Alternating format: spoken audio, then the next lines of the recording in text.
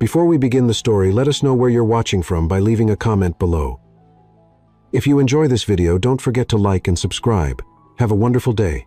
Enjoy the story. Emma Thompson was spinning the cleaning cloth like it was a cheerleader's pom-pom. Her headphones were playing early 2000s pop, and she was completely caught up in the rhythm, swaying her hips, stomping her feet, striking dramatic poses with the mop like she was starring in a music video. Her hair was messily tied up. She wore a loose t-shirt and the standard cleaning crew sweatpants.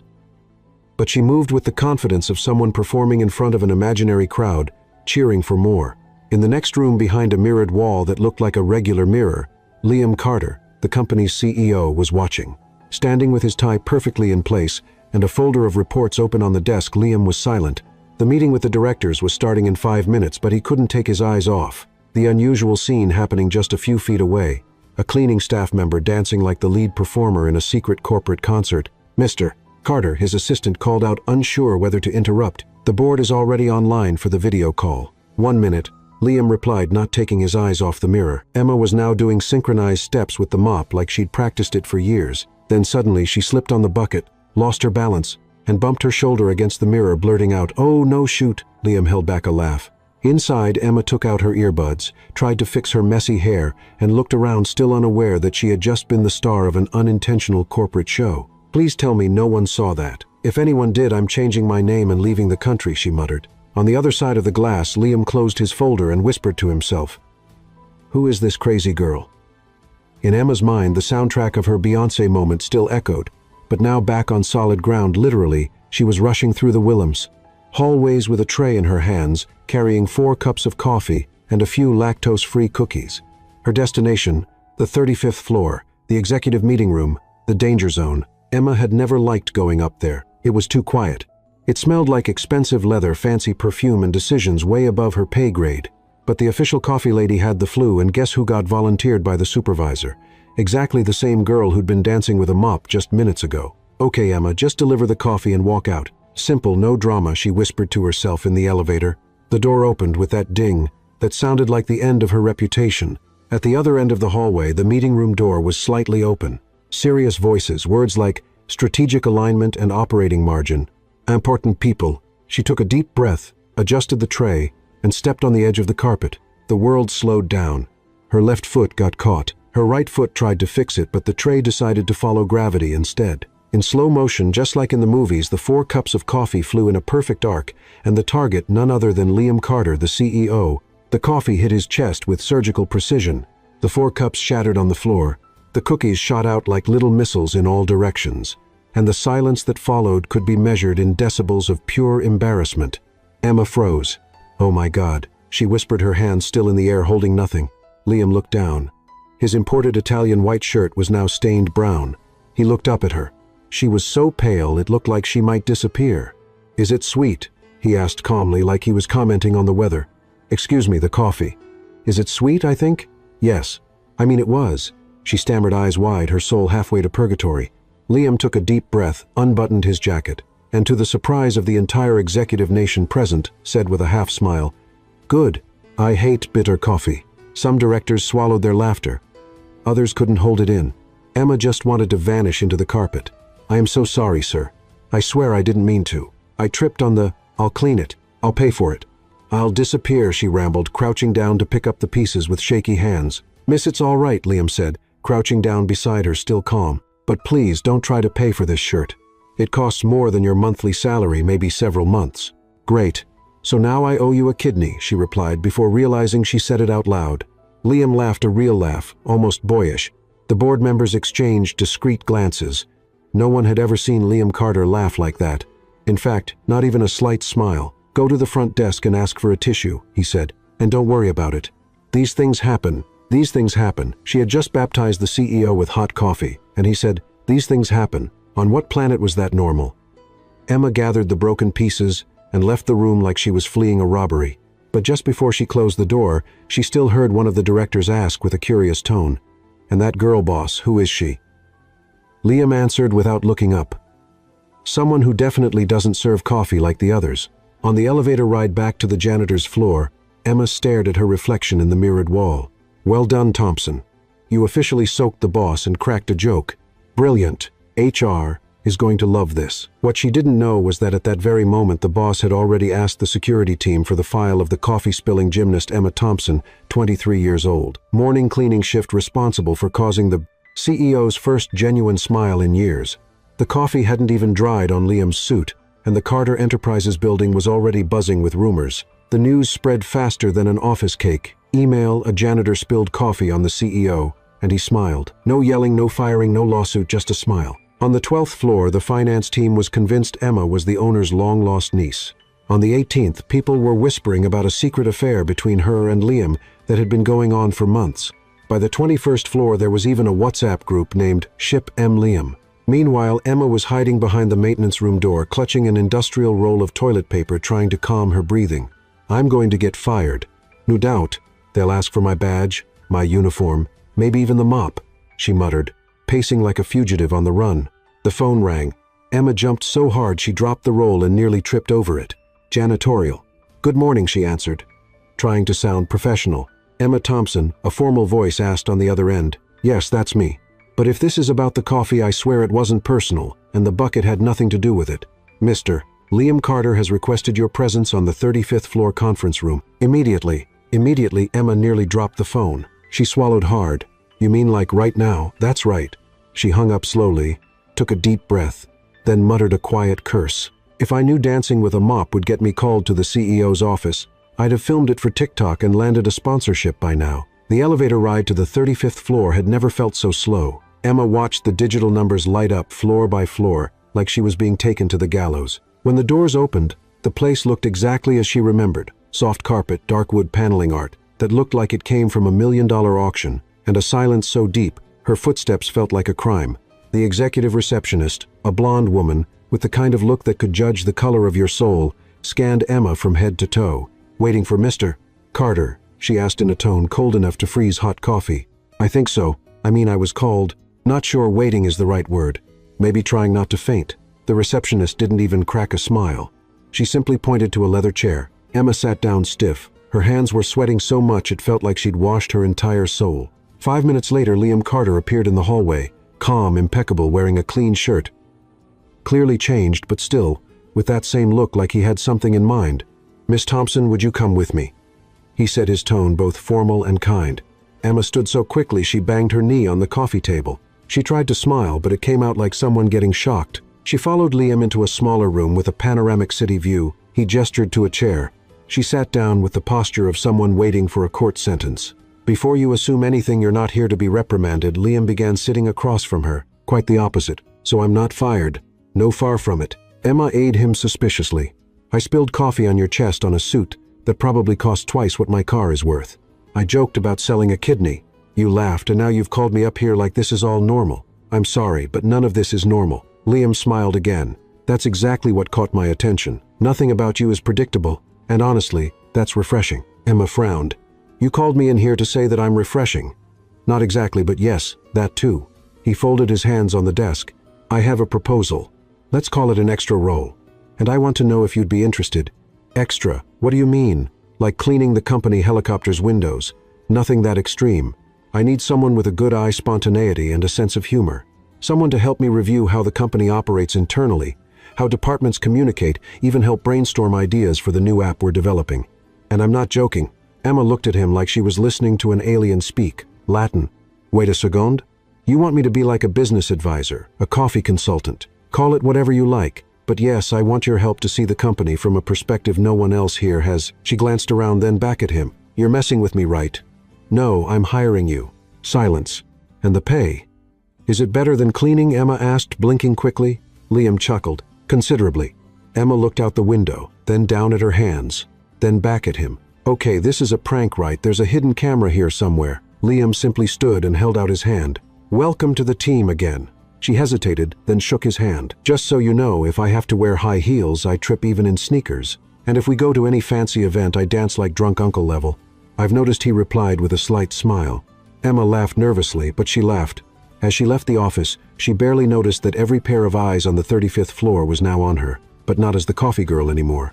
Emma Thompson was now officially the woman who spilled coffee on the boss and got promoted because of it. The next morning, Emma arrived at the Carter Enterprises building feeling a mix of anxiety, curiosity, and pure panic. She wore her usual worn-out jeans and a dress shirt, borrowed from a night shift cleaning coworker who swore it brought good luck in interviews.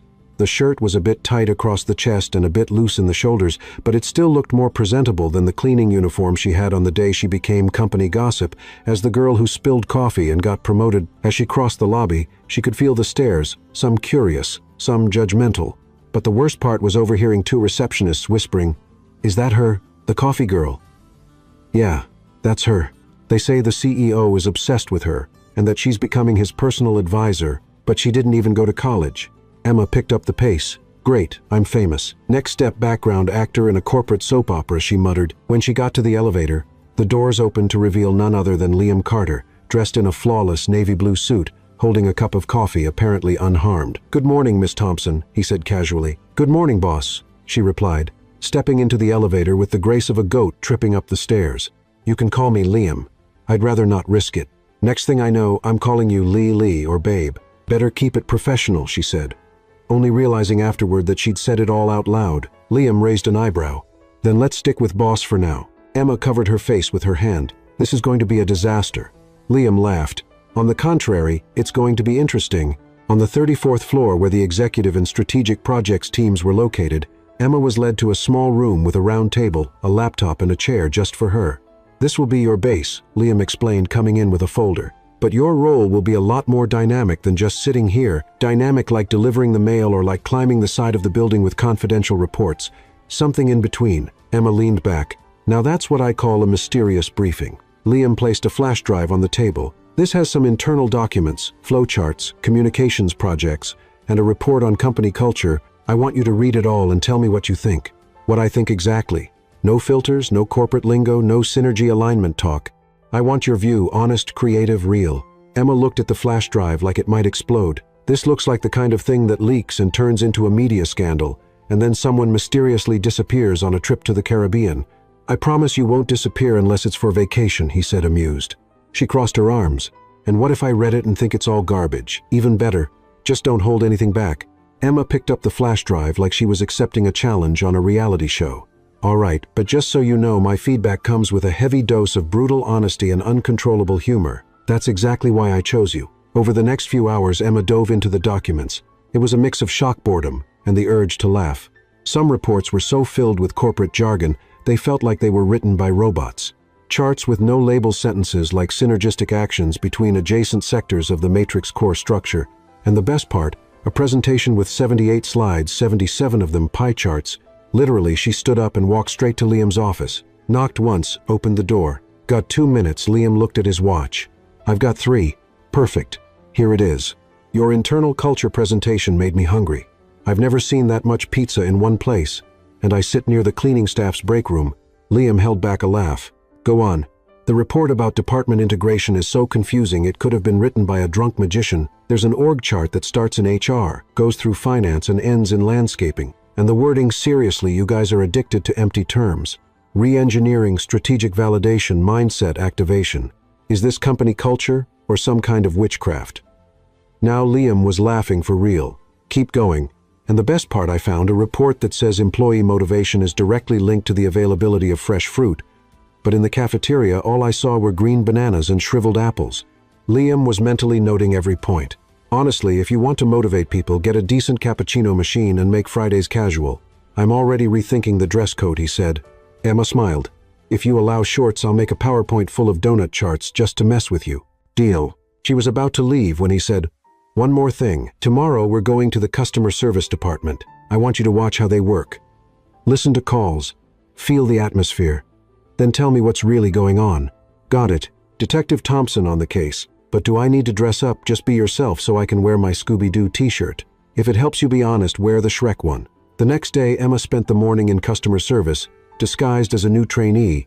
She listened to everything: customers yelling, staff smiling through stress complaints about a broken button in the company's app, and even a lady who called thinking it was a pizza place, which almost made her laugh out loud for obvious reasons. She wrote everything down in a worn-out little notebook system. Crashes during checkout. No one understands the basic plan. Plastic water cups smell like eggs.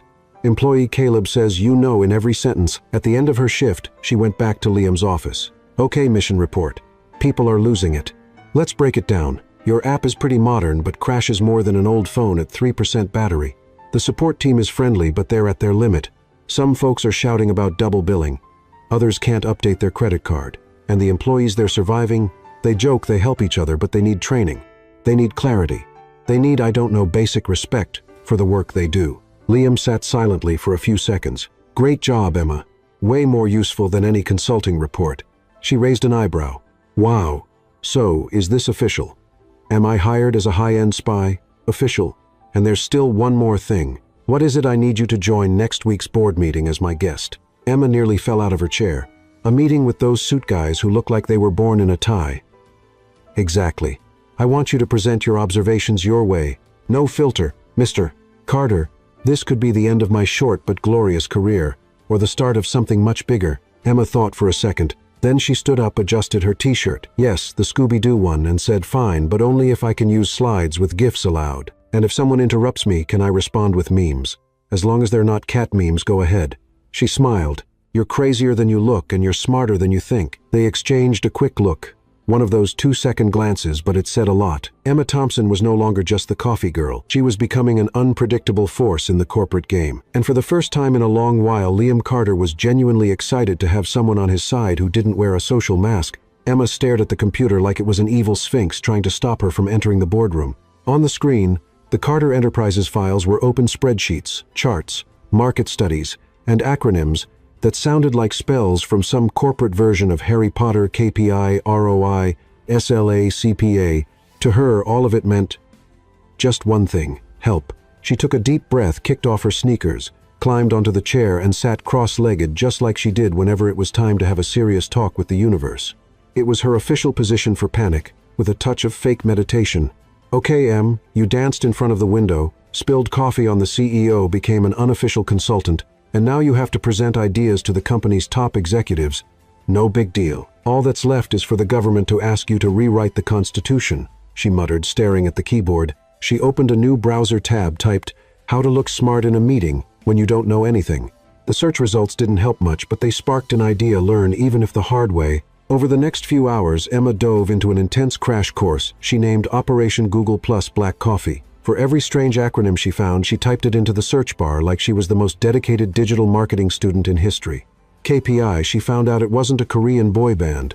It meant Key Performance Indicator, ROI, not the name of a medieval character. It stood for Return on Investment. SLA, nothing to do with So Lovely Always. It was a service-level agreement, and so on. Little by little, with simple articles, explainer videos, and one very suspicious tutorial by a guy called Venture Leo, Emma started building a small arsenal of buzzwords and basic understanding. Each new bit of knowledge was celebrated with a quick spin in her chair. She laughed to herself. Look at that. I know what a sales funnel is. Who would have thought the MOP girl now understands what a qualified lead is?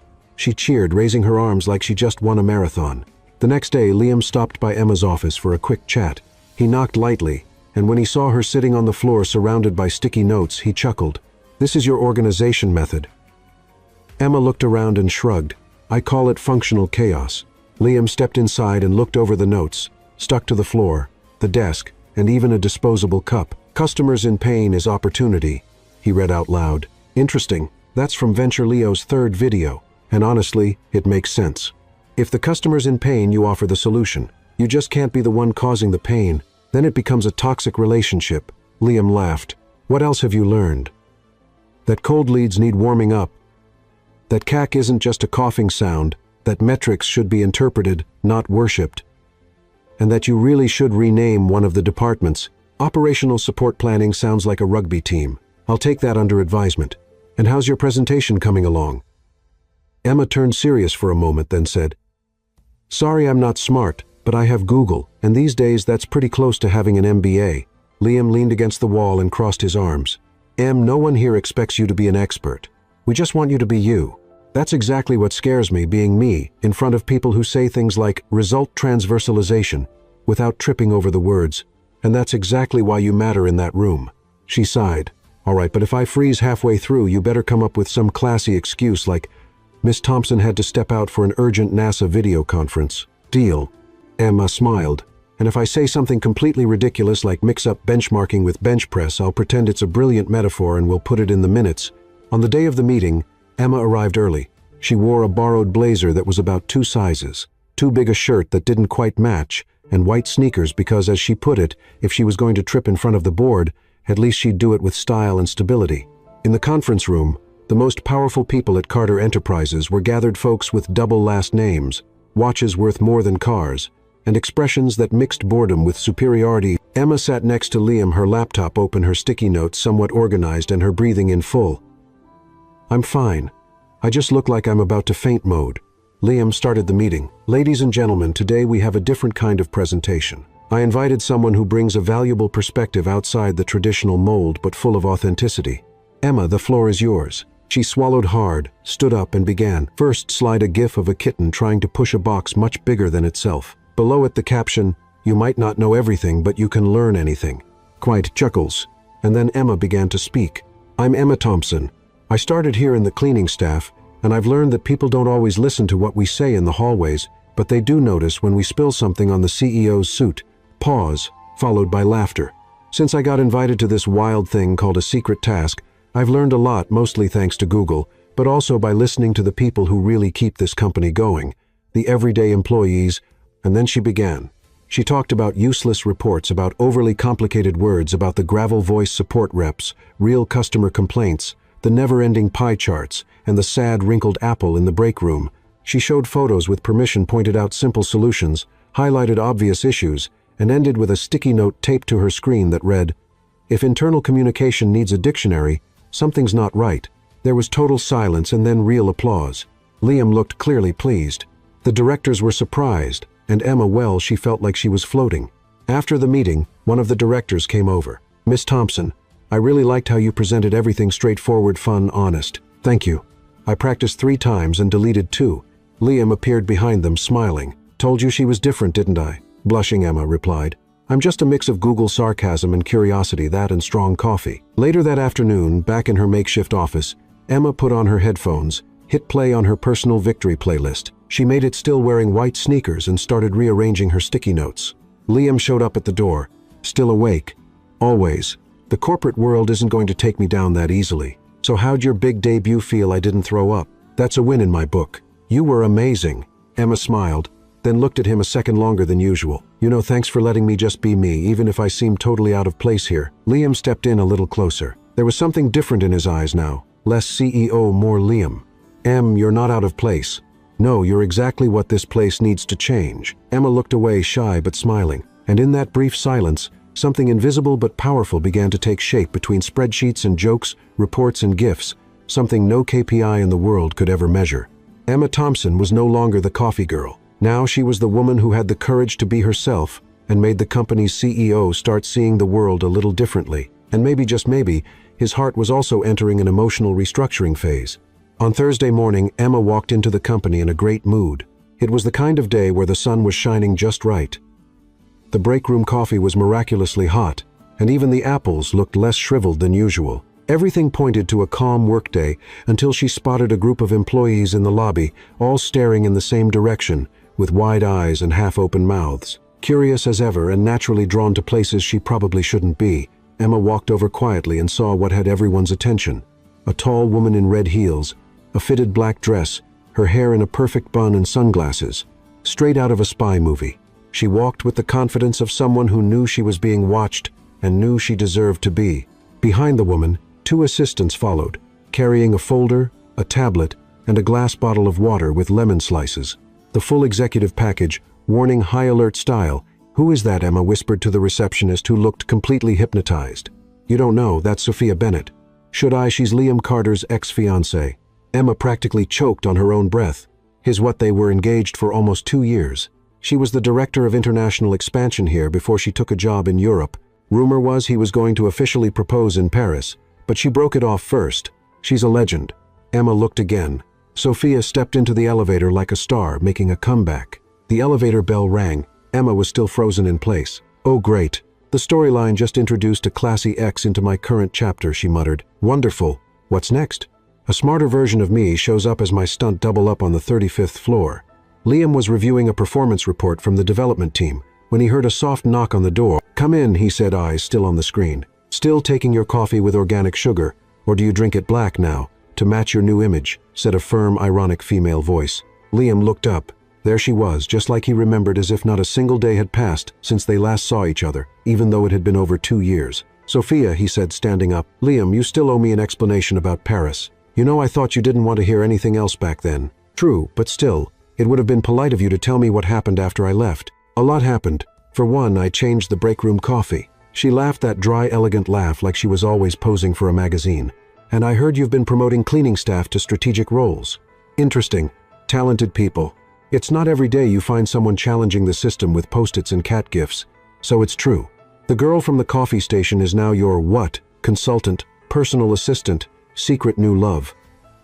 Liam paused for a moment. "She's someone who sees the company more clearly than a lot of folks who've been pretending to understand it for years." "Oh, Liam, still a romantic. Just changed your kind of poetry." Sophia took 2 steps closer to the table. "I'm here because I'm the new representative from Vista Ventures for the Innovation Fund negotiations.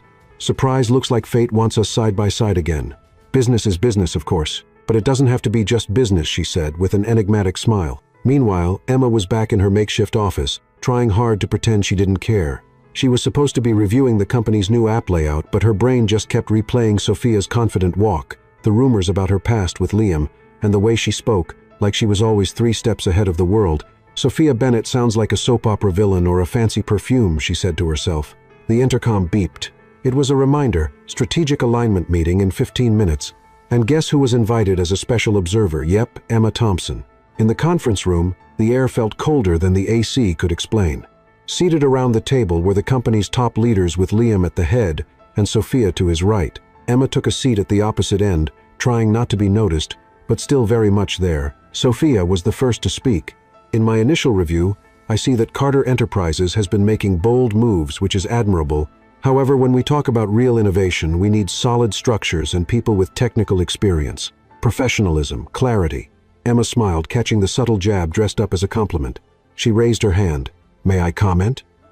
Liam looked at her and nodded. "Sure. Well, I believe innovation also means listening to those who've never been heard. That professionalism doesn't come in just one form. And that clarity is when anyone in the company understands what's going on. If it takes a dictionary, we failed." Silence. A quiet tension filled the room. Sophia kept her smile. "An unusual point of view. Thank you. Unusual is my middle name. First name's Emma, in case anyone forgot," she said, still smiling. Liam held back a laugh. The others glanced at each other. The meeting went on. Sophia presented polished arguments, global case studies, massive graphs. Emma took notes, and every now and then dropped a sharp, funny, straight-to-the-point comment. A total contrast. One looked like she walked out of an Oxford MBA. The other like she came from a stand-up show with a PhD in real life. And Liam, he watched them both, the old and the new, the past and the present. When the meeting ended, Emma was the first to leave. She needed air. In the break room, she poured coffee into a mug and stared out the window. She thought about how easy it was to feel small when everything around you seemed bigger, more polished, more prepared. Sophia had presence. She had experience. She had history with Liam. Emma had a sense of humor and access to Google. Feeling the weight of the room, Liam asked, walking up behind her. "You know your ex-fiancée has the aura of a CEO with magical powers, right?" "I noticed it again today." "Emma," I hid. "Just to be clear, I'm not competing with her. If I were, I'd ask to change the rules, like whoever messes up fewer Disney character names wins." Liam took a step closer. "You don't have to compete with anyone.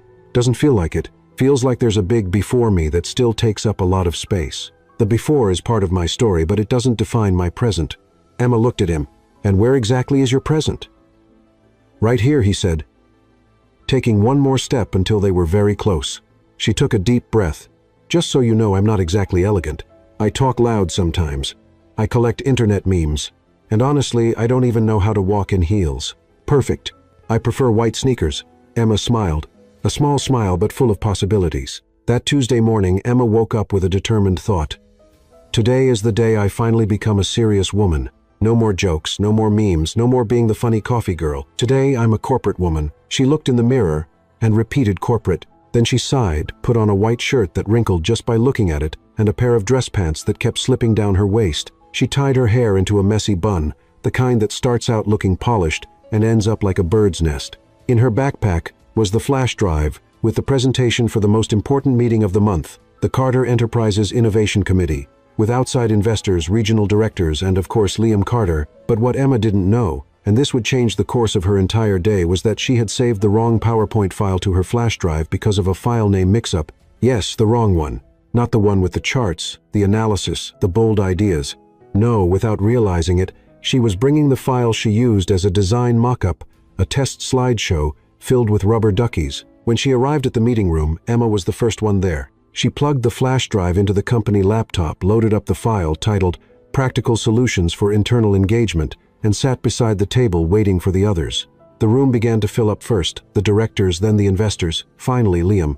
He walked in as polished as ever, and gave her a small nod, discreet but familiar. Emma nodded back with what she hoped was a professional smile, but probably looked more like a facial twitch. Once everyone was seated, the lights dimmed, the projector came on, and Emma stood up with the posture of someone about to lead a corporate revolution. Good morning, everyone. Today I'd like to present a different perspective on internal engagement. One that comes from the field, from real listening, and that starts with simplicity. She clicked to the first slide. A blue background appeared with a rubber duck in the center. The caption read, "The importance of swimming together. Silence." Emma blinked. She clicked to the second slide. When a duck swims alone, it gets lost. Image a row of toy ducks in a child's bathtub. More silence. Liam pressed his lips together clearly, trying to figure out what was going on. Emma, heart racing, clicked again. Engagement is like warm water. You can't see it, but everyone feels it. Ducks floating in a bathtub. Eyes were shifting around the room. Emma froze. She clicked the last slide out of instinct. Together, we are a lake of potential. 3 ducks side by side wearing sunglasses. She slowly pulled her hand away from the mouse like she had just set off a bomb. This clearly is not the right file, she said, voice shaky. A few soft chuckles started. She looked at Liam, panicking. He kept a straight face for 3 seconds. Then he broke the silence. Well, at least the ducks are well organized. The room laughed, and the tense mood completely shifted. Emma took advantage of the moment. Okay, since we've started in a rather unexpected way, let me tell you what was supposed to be on that flash drive besides my dignity, which just went down the drain. The laughter got louder. Emma took a deep breath, and without the PowerPoint, started to speak from the heart. I had prepared a presentation full of data and charts. But maybe this is better, because real engagement isn't in the graphs. It's in the hallway conversations. It's in the frontline employees who deal with frustrated customers every day, in the technician who stays late to fix bugs in the system, and in that morning coffee where you either feel like just a number or like someone who matters. She looked around at the attentive faces. What I've seen in the past few months is that this company is like a lake, big, full of possibilities, but sometimes with ducks swimming alone, lost, not sure where to go. So maybe the duck metaphor isn't that bad after all. Silence, and then applause. Real applause. Emma looked at Liam. He was watching her with a mix of admiration and pride. After the meeting, Emma headed straight to the break room and hid behind the coffee machine. Ducks, Em. All you had to do was check the file name, she muttered, punching the coffee button like it was to blame. There are people in this world who cry over graphs, said a voice behind her. It was Liam. Some people make others nervously laugh with rubber ducks, she replied without turning around. But you did more than that. You made everyone stop and think. And you didn't even need a single pizza chart. She turned and laughed. If you keep complimenting me like that, I might just bring a stuffed duck to my next presentation. If it's wearing sunglasses, it might just work. They both laughed and then fell silent for a few seconds. You know, Liam, Emma said, looking down at the cup in her hands, I thought today would be humiliating, that people would laugh at me in a cruel way. But you didn't laugh. You stood by me because I knew you'd pull through. You always do. Emma went quiet for a moment. And what if I hadn't?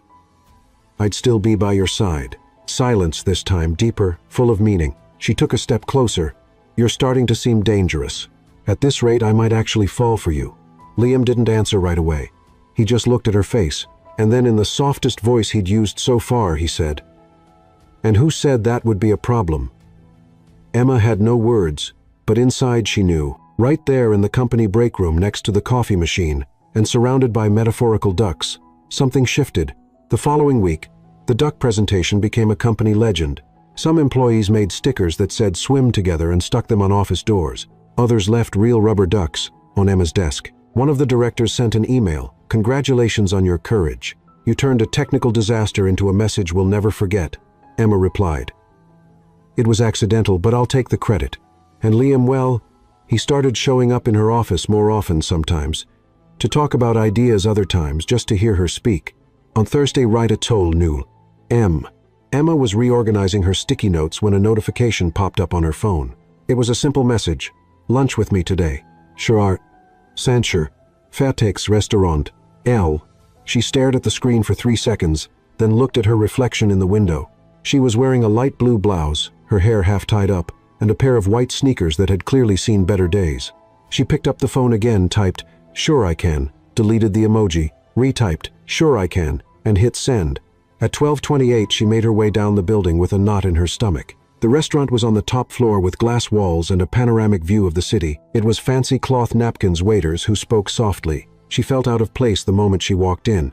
Liam was already there, seated at a corner table, looking at the menu with a relaxed expression. He wore a white shirt with the sleeves rolled up and the same understated watch as always. When he saw Emma, he stood up, pulled out her chair and said, "I'm glad you came." The waiter came over.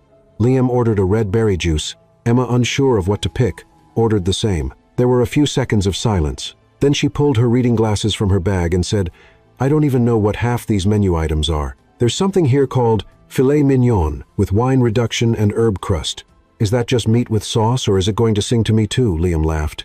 "It's meat with sauce. I'll order 2. Do you trust me? Only if it comes with rice?" "I promise it does." He closed the menu and handed it to the waiter. Emma adjusted the napkin in her lap and looked around. Most of the customers were in suits or formal dresses. The tables were quiet, filled with murmurs. "Everyone's so elegant," she said. "You are too." She raised an eyebrow. "I'm wearing the same shirt my neighbor uses to walk her dog." Liam smiled. "Even so, you stand out." Emma stirred her juice, trying not to blush. The waiter brought the starter a basket of bread and tiny jars of spreads. Emma took the smallest piece and added a modest amount of pâté, trying to look refined, but ended up dropping half of it on the tablecloth. Liam pretended not to notice. She pretended everything was under control. So she asked, "Are you going to tell me the reason for this lunch? I need you to join a meeting with the IT team next week. They're working on redesigning the app, and your hands-on perspective could really help. Also, I wanted to talk outside that environment, the office." "Yeah, and also away from Sophia." Emma set her glass down. "She's still around temporarily. She's helping with the investor negotiations, but she'll head back to London as soon as we finish the approval round." "And have you two been talking professionally?" "Yes." Emma nodded. She split the bread in half and focused on the motion. "Look, if it's uncomfortable for you to include me in meetings while she's here, it's okay. I get it. It's not uncomfortable for me. But maybe it is for her. It's not her fault." Emma stayed quiet. The main course arrived: 2 steaks, served with roasted potatoes, dark sauce, and a touch of herbs. Liam thanked the waiter. Emma looked at the plate and said, "This looks like one of those fancy dishes that leaves me hungry again in 20 minutes. Good thing I ordered dessert." She let out a quick laugh. Liam cut a piece of meat. "About the meeting yesterday with the investors. You were amazing, even with the ducklings. I still can't believe that happened, but at the same time, I'm not sure I could have said what I said if I'd had the right slides, which is exactly why it was better than I expected. Now everyone knows me as the duck lady. Any minute now someone's going to give me a mug with a rubber duck inside. Already ordered. I approved the design yesterday." Emma laughed. "No way. Just kidding." They both smiled. The conversation got lighter. Emma talked about her childhood in the countryside, how she learned to make coffee with her grandma, and about the school competitions she always won, just for yelling the loudest. Liam shared how he almost missed the first big meeting of his life because he got stuck in an airport bathroom. Time flew by. After the main course, the waiter brought 2 glasses of chocolate mousse with a decorative mint leaf. Emma took the leaf off and set it aside. "I don't get why they put weeds on dessert. It's to make it look fancy. If that's what makes it fancy next week, I'll bring some kale in my purse." Liam almost choked from laughing. "I wanted to ask you something," he said, wiping his mouth with the napkin. "Another lunch. A company event. A small get-together. No ties, no Sophia, just people from the team. I'd like you to come with me." Emma sat down her spoon. "Like as your date?" "Yes." She paused for a second. "Are you sure I am? Because I still might trip at the entrance, spill soda on someone, and accidentally start a karaoke war. I'm counting on it." Emma took a deep breath. "Okay, I'll go, but only if I get to pick the karaoke song." "Deal." They both stood up. Liam paid the bill. They walked side by side to the elevator. Inside, they were quiet for a few floors. On the 28th, Emma looked at him. "That was a good lunch." "I agree." "And different." "I agree with that too." The door opened. They stepped out together, and for the first time, Liam put his hand on her shoulder before heading to his office. Emma stood in the hallway for a few seconds, looking at the spot where he disappeared. Then she took a deep breath, turned on her heels, and headed back to her office. It was Tuesday, but it felt like a Friday. The afternoon after lunch, Liam was in his office reviewing the development schedule when the door opened without warning. "Do you have a minute?" a firm voice asked. Liam looked up. It was Noah Carter, his older brother, and the chief financial officer of Carter Enterprises. Dark gray suit, burgundy tie, and the usual look of someone about to audit your soul. "Of course," Liam said, putting away the papers and motioning for him to sit. Noah didn't sit. "Can we talk?" As brothers, Liam crossed his arms, keeping a neutral tone. "Always." "Good. Then answer me honestly. Are you involved with that girl?" Liam took 2 seconds before answering. "If by involved you mean I see her as a smart professional, someone valuable to the company, and someone I enjoy talking to, then yes." Noah scoffed. "Liam, you're the CEO. A few months ago, she was on the cleaning staff. People are talking. Some board members are concerned about what exactly that someone got promoted because she has better ideas than a bunch of guys in suits. Concerned that I might be mixing personal and professional matters." "It's happened before." Liam looked at him. "Sophia and I were engaged. I never gave her special treatment in the company. And Emma is different. Different how she's not after a title or status. She has vision, clarity, and the courage to say what no one else does. That should be something we're proud of, not something to hide." Noah walked around the office, glancing out the window. "You know, I'm the first to support innovation, but the board doesn't see it that way. If you keep going down this path, you'll have to deal with the consequences. And I'm not just talking about office gossip." Liam was silent for a moment. "Thanks for the warning, but my decision stands." Noah stopped at the door. "All I'm saying is be careful. Carter Enterprises carries our name, and right now it's on your shoulders." He left. The door closed. Liam looked at his reflection in the glass. His shoulders really did seem heavier. On the makeshift office on the 34th floor, Emma was reviewing for the 3rd time the internal improvement suggestion form she had created herself. She had already received over 100 responses, and many of them were ridiculous. One employee suggested ball pits to relieve stress, another a fridge just for desserts. But in the middle of all the exaggerations, there were some good ideas. She barely noticed when Liam walked in. "Can I interrupt?" Emma looked up. He seemed more serious than usual. "Of course. Did something happen?" Liam sat down in the chair beside her without his usual lightness. "Noah came to see me. The board is questioning your presence in strategic meetings. Plus, they're raising concerns about impartiality." Emma pressed her lips together. "So it's official. I'm this week's office gossip." "It's more than that. Noah warned me that if I keep involving you in high-level decisions, I might face direct pressure from the board, including temporary replacement." Emma leaned back in her chair, arms crossed. "And you, what are you going to do? I'm not sidelining you." She stayed quiet. "Liam, I don't want to be the reason for an internal crisis, and I don't want to be the kind of leader who gives in to fear." Emma looked at him, not as a CEO but as a man, and understood the weight he was carrying. "Then let's do it the right way. No favoritism, no improvising. Let me present the project results in the most formal way possible, with data, with structure. If after that they still say I'm just the woman you like, then they're lying to themselves." Liam nodded, visibly relieved. "All right, but I want to prepare you for something. Sophia will be one of the evaluators." "Good. Even better. Really. She'll be hoping I mess up, and when I don't, she'll have to swallow her pride with hot sauce." Liam smiled for the first time that afternoon. The following days were intense. Emma spent hours reviewing charts, validating data with different departments, organizing everything into a new PowerPoint. This time, no ducks. She created a 3-step implementation plan with real goals, impact forecasts, and even a backup strategy. She asked for help from colleagues, from department heads she had interviewed, and even the front desk staff. The night before the presentation, she barely slept, ate poorly, but arrived at the office early. In the elevator, she passed Noah. He gave her a polite nod. She answered with a steady smile. The meeting room was already set up. Liam sat toward the back with the directors. Sophia was in the center with a tablet and an unreadable expression. Across the table, the board representatives. Emma walked in holding a folder. Simple, tidy clothes, hair, pulled back, confident steps. She began her presentation. "Good morning. My name is Emma Thompson, and I'm here because a few months ago I saw something on the cafeteria floor, a wilted apple next to it, an exhausted-looking employee, and that made me think, how many good ideas are we losing because no one listens to the people who don't wear ties?"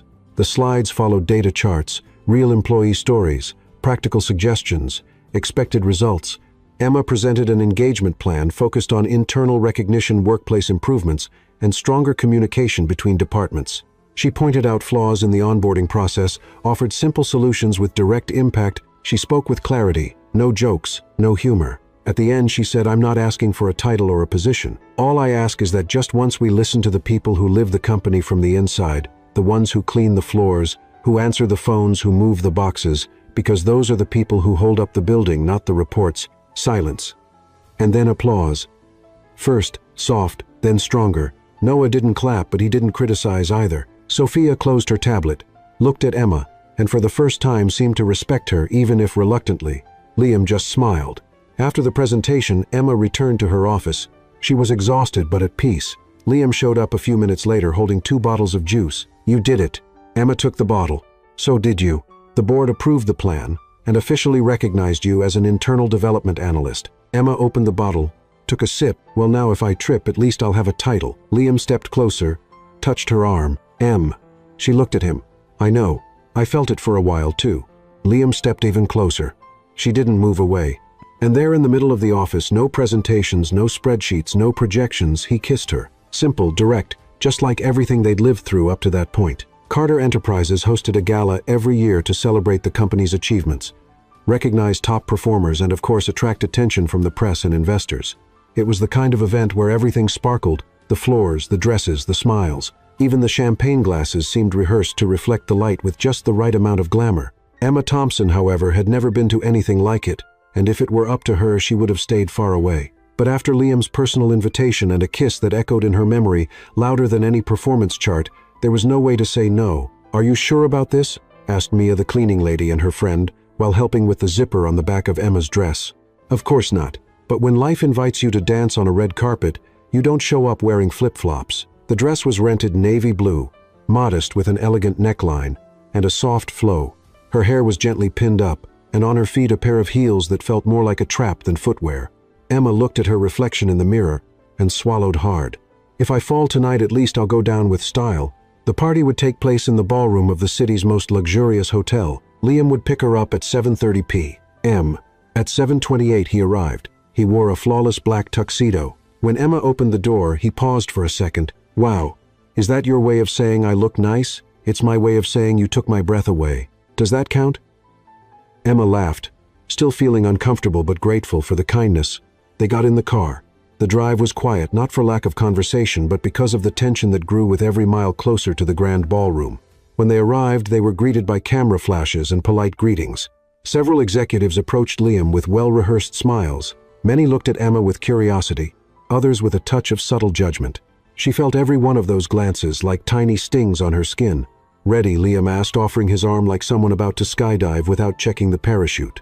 They walked in together. The ballroom was decorated in white and gold arrangements. Soft music played in the background. Waiters moved around with trays, and there was a large appetizer table in the center. Emma tried to relax, but the pressure was clear. Every few minutes someone would approach Liam and completely ignore her. When they did refer to her, it was as the guest or your assistant. After nearly 40 minutes of hearing names, titles, and market talk, Emma quietly stepped over to the bar. "Would you like something to drink, ma'am?" the bartender asked. "Do you have a juice that hides the urge to run away, orange with mint?" "That'll do." She sipped it slowly, watching Liam interact with the executives. Every now and then he'd look for her and smile. But something felt off, a presence that lingered. Sophia Bennett. She appeared beside him in a red dress that hugged her figure, holding a champagne glass and smiling like someone who always owns the room. Emma saw it from a distance. Sophia placed her hand on Liam's arm while speaking, and he didn't pull away. There was no romantic gesture, no intimacy, but for Emma, it was enough. A few minutes later, she quietly stepped out through a side door and found herself in the hotel's garden. Small lights twinkled among the trees with stone benches lining the path. The fresh air hit her face like a relief. She sat on one of the benches, took off her shoes, and took a deep breath. "Knew I shouldn't have come," she said to herself. She heard footsteps. Liam appeared, hands in his pockets and his tie slightly loosened. "You disappeared. I'm out here trying to get blood flow back to my legs. These heels are institutional torture. I thought maybe you were upset." Emma looked at him. "I'm not upset, Liam. Just out of place. This isn't for me. I don't know how to walk or talk like these people. And worse, they don't want to understand me either." Liam sat down beside her. "Well, I do. You're part of this world, and still I'm here with you." Emma went quiet. "You saw Sophia with you, didn't you?" "Yes, I did. She looks like she belongs in that setting, and I look like a mistake." "Em, you changed this company. You're no mistake. And still there are people who expect you to be with someone like her, not me." Liam looked out at the garden. For a long time, I did exactly what people expected from me. The company, the investors, my brother, the perfect image. But for the first time, I don't want to follow the plan. I want what's real, what's simple, and what actually makes me smile. Emma crossed her arms. Then why does it still feel like you're torn between both worlds? Because I'm still learning how to leave one of them behind. She nodded. It's time to make a choice, Liam. Not between me and her, but between being who others expect you to be or being who you truly are. Silence. He picked up her shoes from the floor. Come with me. Where to just come? They walked out through the side gate of the hotel and strolled down the sidewalk. Liam loosened his tie. Emma laughed barefoot, holding her heels in her hand. They stopped in front of a small, well-lit diner. Want a burger? More than anything, they sat at a table in the back. The waiter brought 2 sandwiches, sodas, and fries. Emma took off her hair clip. Now this is a real gala dinner. I had to get you out of there. So did I. And please never let me wear heels again. I promise. Liam took her hand. I don't want to hesitate anymore or pretend. I want this right here. I want a life that makes sense, even if it's not perfect from every angle. She squeezed his fingers. And all I want to know is, are we getting dessert strawberry milkshake with 2 straws? He raised his hand and placed the order. In the corner of the diner, while soft old music played in the background, the two shared a milkshake and laughed at everything that night had turned out to be. Far from the spotlight, the pressure and appearances, they found something no fancy event could ever offer. The next morning after the gala, the offices of Carter Enterprises were as quiet as a calm morning after a storm. No gossip was going around yet, no updates in the company chats. It was as if everyone was waiting for something. Emma arrived early as usual and went straight to her office. Her hair was tied up in a messy bun. She wore a light blue cotton shirt and her signature white sneakers. She opened her laptop and checked her agenda for the day. 3 meetings, 2 report reviews, and a quick presentation to HR about the new team integration project. While finishing her review, a phone notification came in a meeting scheduled with Liam. Subject personal. Room 35, B. Time 9:30 a.m. She looked at the clock. 15 minutes to go. She stood up, took a deep breath, and walked toward the meeting room. Along the way, a few employees greeted her with discreet nods. Most of them already saw her with respect or at least curiosity. She was no longer the coffee girl. She was Emma Thompson, internal analyst, with a voice that mattered. When she got to room 35B, Liam was standing by the window. His sleeves were rolled up like he always did when trying to look relaxed, though his posture showed tension. She stepped in and closed the door. "Good morning," she said. "Good morning," he replied, turning slowly. Emma came closer. "You set this meeting as personal, and since we're not in a gala mood anymore, I'm guessing it's serious." Liam pointed to the chair. She sat down. He walked over to the table and placed 2 envelopes on it. "The board met last night after the event, and they gave me an ultimatum." Emma remained quiet. "They said I either step down temporarily from executive leadership until the end of the fiscal year to protect the company's image, or I keep my position as long as I immediately cut all informal ties with you." Emma looked at the envelopes. One, she realized, was the temporary leave form. The other likely a formal letter from legal requesting the break. So now it's officially me or the company. Liam nodded. "And you," he sighed. "I don't want to see your name in the press as part of a scandal, and I don't want to walk away entirely, but I can't just ignore all this like nothing's happening either." Emma leaned back in her chair. "The decision is yours, Liam. Yours alone. But let me tell you something. I never wanted your job, your company, or your media spotlight. I just wanted to be myself with you by my side, and with a little respect for what I bring to the table. I know that. So the question is, are you willing to go against your own name to stand up for something that might not seem impressive in the world's eyes?" Liam walked toward her, sat down in the chair across from her. "When I was a kid, my father used to say the name Carter had to stand for strength and tradition, and I believed that for a long time, but now I think maybe that name can mean something else, like what courage to change and freedom to choose." Emma looked at his face for a few seconds. "So what are you going to do?" Liam reached for the envelope about the leave and tore it in half. "I'm stepping down from the executive board for the next 6 months. I'll stay on as chairman, but out of the front line temporarily. That's going to come at a cost, not as much as losing you." Emma looked away for a moment, then gave a small smile. "I hope you're ready to do your own laundry from now on. I already asked the laundry team for help." She laughed. Liam stood up. "I'm making the announcement this afternoon. Until then, I want you to get ready to take the lead on the innovation committee for the next 6 months. You're the new coordinator, and this has nothing to do with us. It's about capability." Emma raised an eyebrow. "Coordinator.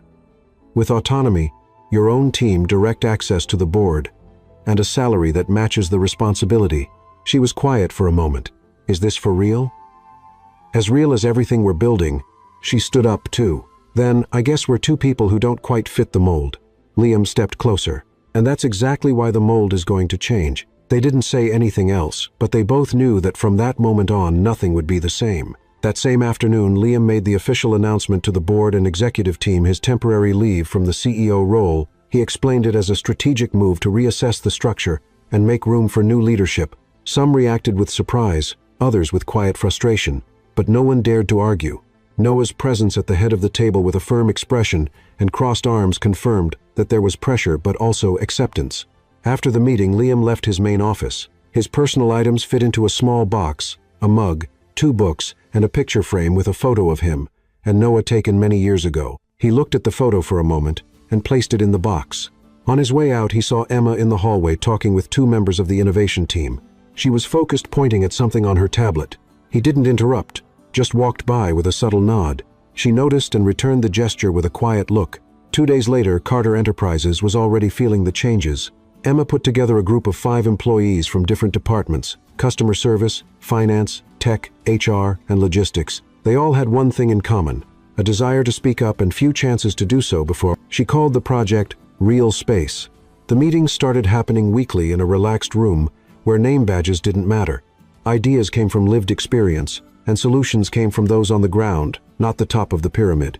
At the end of the first week, she presented 3 proposals: switching the internal communication channel, redesigning the onboarding area for new hires, and launching an active listening program. All were approved by the board. Sophia, who was still in the country, watched from a distance. She didn't comment, but she declined an invitation to stay on as a company consultant after the transition period. Emma got the news through a short system notification. She didn't react, just kept typing the next steps of her plan. One evening when she got home, she found an envelope under the door. It was a handwritten note. Today I bought my own coffee for the first time in months. I messed up the sugar ratio but nailed the taste of freedom. Thank you for that. L. She smiled, leaning against the door, holding the note in her hands. The following weeks flew by. Emma's name started appearing in news articles about new female leadership, making a real difference in corporations. She was invited to speak at a conference on diverse backgrounds in strategic roles, but she never stopped visiting the cleaning floors. "Hey, Mia," called out one morning from her cleaning cart. "Hi. Do you still remember where it all started?" "I do. Right here with a dirty mop bucket and a stubborn floor and with a goofy little dance in front of the boss's window." "True," she said, laughing.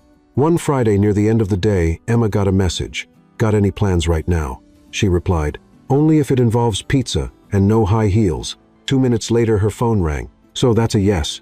If the pizza has stuffed crust, it's a very enthusiastic yes. I'll see you in 20 minutes. Liam picked her up, wearing a gray hoodie, sneakers, and 2 milkshakes in the car's cup holders. Emma got in laughing. Is this a shameless attempt to recreate the gala escape night? It's an attempt to make that our new normal? I'm in. He drove quietly for a while, then said, "I have an idea. Go ahead. What if we go a little further, like officially?" Emma raised her eyebrows. "You mean dating? Like building something bigger with time. No rush, but with purpose." She looked at him, then at the milkshake. "I'm in." Saturday morning came gray, with a sky full of clouds and a light mist covering the tallest buildings like a lazy blanket. Emma woke up early, not because she had to, but out of habit. She made a strong cup of coffee, put on her Saturday playlist, a mix of jazz and movie soundtracks from films she never finished watching, and started sorting through the piles of mail and papers that had been building up for weeks. While cleaning, she found an old planner, red cover, yellowed pages, and filled with random notes, shopping lists, reminders of dates. She forgot anyway lines she thought of using in some motivational speech, and among them one read, "The day you're noticed for being exactly who you are will be the most important day of your life." She smiled. At the time, she'd written it off as just another self-help quote, but now it felt almost like a prophecy fulfilled. While setting aside some clothes for donation, she got a message from Liam. "Today's my day off, but I have a special mission for you. Can I swing by in 30 minutes? Emma looked at her hair tied up with a makeshift clip, her old sweatshirt and colorful socks. "If it's a secret mission, I'll need more time to get ready." "No need. The mission requires you just the way you are." 30 minutes later, Liam arrived. He was dressed casually, black t-shirt and dark jeans. In the back seat of the car, a backpack. On his face, a quiet smile. "Ready for the mission. If it involves heights, ants, or public speaking, I'm going back to bed." "None of that. It's much simpler. Simple with you." "I doubt it. Trust me." Emma got in the car. He turned on the radio, and they drove through the quiet city streets. Traffic was light. The stoplight seemed perfectly timed. Emma looked out the window without asking questions. So where are we going? To the place where everything started to make sense for me. About 20 minutes later, the car stopped in front of a simple residential building with a well-kept garden and a glassed-in front desk. Liam got out, grabbed the backpack, and motioned for her to follow. You lived here for a while? Yes. Before becoming CEO during college. It's where I started to realize the world isn't built on advice, but on choices, and that the most important names aren't always in the contracts, but in the people who are there when everything's falling apart. They went up to the 5th floor. Apartment 503 still had a crooked number. Liam opened the door with an old key. Inside the place was simple, worn wooden floors, light-colored walls, a small shelf with a few books and a beat-up armchair by the window. It was cozy with the scent of old memories. Emma stepped in slowly. Why are we here? Liam pointed to the window. It was sitting in that chair, looking out this very window, that I decided I'd lead something meaningful one day. But now looking at this place again, I realize everything that matters is already here, and it has nothing to do with buildings or companies. She looked at him, trying to figure out what was coming next. Liam came closer, opened the backpack, and pulled out a small plain wooden box. She held her breath. He opened the box. It wasn't a ring. It was a note. She picked it up and read aloud. Will you build a life with me in the truest way possible? Even if it includes mistakes, stumbles, orange juice, and rubber duckies. She looked at him. Liam opened his other hand. This time there was a ring. I don't want a rush or a big ceremony. I just want to know if you'll be my partner every day. Wake up with me, laugh with me, argue when we need to, but never doubt that I want to be with you. Emma stayed quiet for a moment, then said, Was that a marriage proposal? I'd call it a proposal for forever, but marriage works too. She smiled. I'll say yes, but only if you promise not to let the laundry pile up for 3 weeks again. Deal. And if you let me pick the wedding music, as long as it's not something totally inappropriate. We'll see. Liam placed the ring on her finger. It was delicate silver with a small light blue detail, the color of the shirt she wore the day he saw her dancing with a cleaning cloth. They hugged. There was no music, no witnesses, but it was the beginning of something real. In the days that followed, Emma told Mia first, then the friends in the innovation team, then HR, and lastly her grandmother over the phone. So you're marrying that guy in the suit, that's the one. Does he know you snore? Not yet, but he'll find out soon enough. All right then.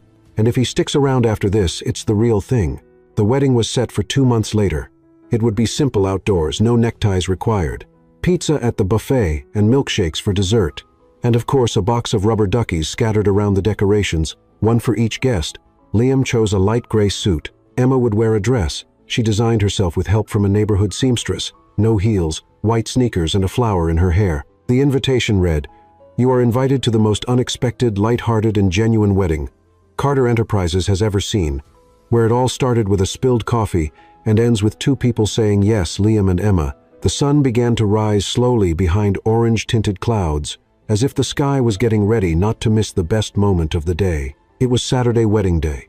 In the spacious backyard of a country house 40 minutes from the city, a decorating team was putting the final touches in place. Light wooden chairs arranged in a semicircle, small pots with wildflowers on the ground, and a table with simple arrangements of lavender, jasmine, and sunflowers, all chosen by Emma, who said, Pretty flowers are the ones that look like the countryside and smell like a hug. Next to the dessert table, a wooden box with dozens of rubber duckies waited for the guests. Above it, a cardboard sign read, Grab a duck. Today, everyone swims together. Emma was in a makeshift room on the property wearing a light white dress with wide straps and a blue ribbon tied around her waist. Her hair was in a loose braid, and on her feet, white sneakers with satin laces. Mia, her cleaning lady and friend, came in with teary eyes and a bottle of water. I still can't believe you're marrying the boss. Former boss Emma corrected her, smiling. Now he's just the love of my life. Mia wiped away a tear. If someone told me this story, I'd say it was made up or a movie. Yeah, but life is kind of crazy like that. At the entrance to the property, Liam was already waiting. Light gray suit, no tie hair, neatly combed and visibly nervous hands. Next to him, Noah, his brother, quietly took it all in. Still time to run? Liam asked with a slight smile. Are you out of your mind thinking that now? Noah replied, handing over an envelope. It's a gift from the board. They approved your return to your position after the wedding. But there's an extra clause. Emma will have a permanent seat on the company's culture committee. Liam opened the envelope, read quickly, and nodded. Thank you.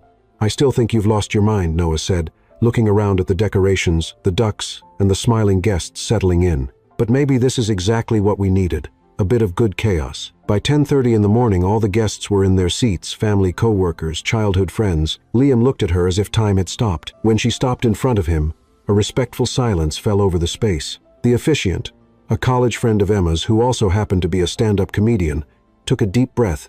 "Ladies and gentlemen, we are gathered here today not to celebrate a fairy tale, but an unlikely path.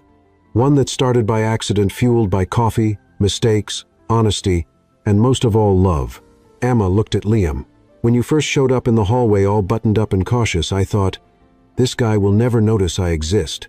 And I was right. You only remembered me because I spilled coffee on you. But now I understand that some encounters aren't beautiful, they're inevitable. And they're right." Liam took her hand. "Em, you turned my world upside down. You made me question everything. And you taught me how to truly live. You are chaos and peace at the same time. And it's with you that I want to live every version of myself from now until the end of my days." The two looked at each other for a long moment. So said the officiant, before all these witnesses, and with the blessing of ducks and overdue spreadsheets, I ask Emma Thompson, do you take Liam Carter as your partner in life, in mistakes and in adventures? "I do."